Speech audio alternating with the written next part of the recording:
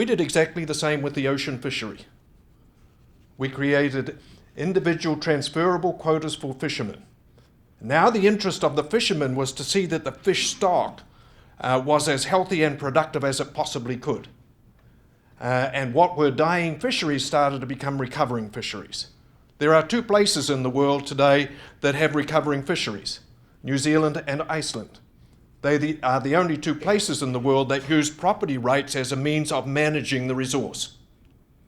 What counts is that we got what we wanted, which was a recovering fishery and an improved forestry sector producing more jobs and more value. One of the things that had to go in that process was that at that time we had a forest service that the government ran.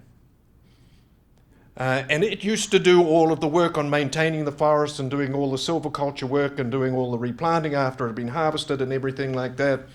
There were 17,000 people worked in that department. But we didn't need it now. And it finished up with 17. And we spent none of that money that we used to spend because now private sector individuals did all of that for us at no cost but at huge gain. Those are some of the things you have to think about if you want to get on top of your spending. At one period of time, I was the minister responsible for the Public Works Department. Ministers like secretary in your terminology or commissioner, whatever title you give them. So I ran the Public Works Department. It had 28,000 people working for it. It was responsible for all of the government's infrastructure work, the design of roads and public buildings and hospitals and schools and whatever you like to think of, irrigation schemes, etc. But when you really think about it, what was it? It was just a massive construction company. But because the government owned it and all of the things that go with governments in terms of being risk averse, it was a very expensive construction company. So we got rid of it. And it finished up that the 28,000 people became one.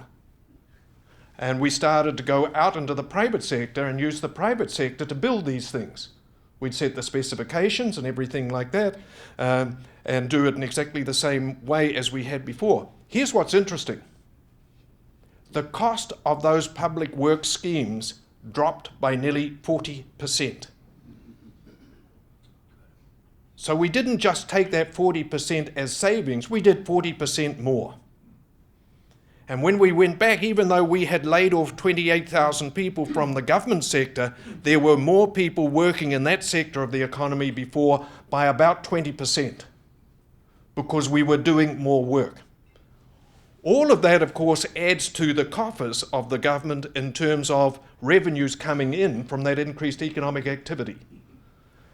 And so what you do is that you gradually go through all of the things that governments do and you take away the things that don't need to be done. We used to have an adage, and I use this lots of places across the United States when I talk to legislators and when I talk to groups like this. And it's really a plea, and it says, if it doesn't work, please stop spending money on it. You would be surprised how many people don't actually know whether or not it works. Government accountability is very good at being able to tell you what they spent money on and how much, and whether that's where they were directed to spend the money by the legislature. What it doesn't tell you very clearly is what you got as a result. We redesigned the way in which we do budgets to get over that problem. And I want you to do just a little mind exercise for a moment or two. Think about the difference between allocating or granting money and purchasing. If you're a philanthropist, you give money from time to time to good causes. And you know what that organization does, and you hope that you're going to get some good results for the money you spend. It's what we call a faith-based initiative. You just spend money and hope you're going to get a result. An enormous amount of what governments do can be described as faith-based initiatives. Because what the appropriation process does is that it grants authority to spend money on certain things. What we did was that we then changed that, still the appropriation to spend money, you've got to have the legal authority to do that, that's right, but that was then converted into a purchase agreement. How does that work? I'll explain to you another portfolio that I held in Cabinet. I was Minister of Labour, and I was also responsible for all of the government's employment schemes. When I inherited that portfolio, I found that we had 34 different programs that we used to work with unemployed people.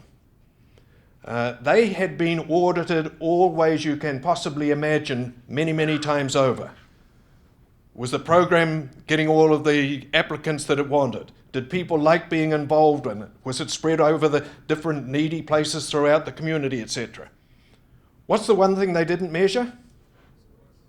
How good they were at getting people into work. And when I had them audited on that basis, I found that 30 of the 34 failed. So we closed down those 30 programs and said, let's put the resources into the 4 that work.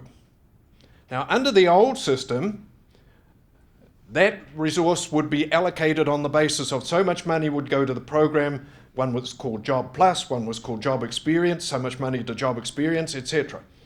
And at the end of the year, we would find out from the department whether or not they spent their money on that. Under the new purchase agreement, what happened was this, that I had a contract with the chief executive of my department, and it was a performance contract. And in that contract it said, for $60 million, you will put 140,000 people into work.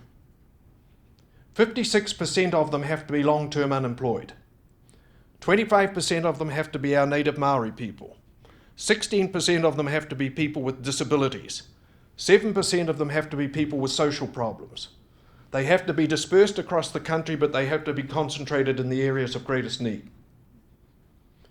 That 140,000 was 300% more than we had put into work the year before for the same quantity of money. At the end of the year, they were able to show that they had put 150,000 people into work. Now, it also required some kind of a mind change. Those schemes did not create jobs. They did not.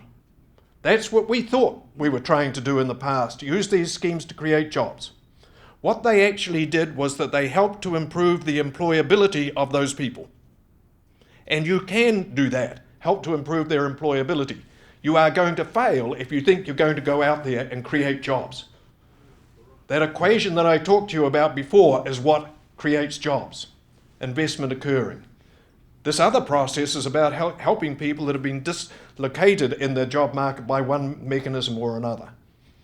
That kind of purchase agreement is a new way of doing business that then allows your legislators at the end of the year to say with some precision to the department, what went wrong? You didn't get anything like what we asked you for.